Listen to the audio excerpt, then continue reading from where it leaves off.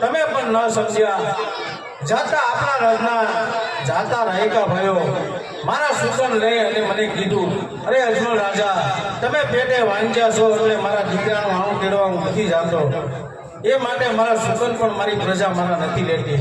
માટે મને શિવના ચરણોમાં જવાની રજા આપો. અરે સ્વામિનાથ, તમારે શિવના ચરણોમાં જવું તો મારી કાંઈ ના નથી. આપણી દીકરી સગુણા 18 વર્ષની થઈ ગઈ, એમના લગ્ન કરતા જાવ તો મારે કોઈ જાતની ચિંતા. બહુ સારું. પ્રધાનજી, આપણા રાજમાલી આપણા રાજગોરને બોલાવો.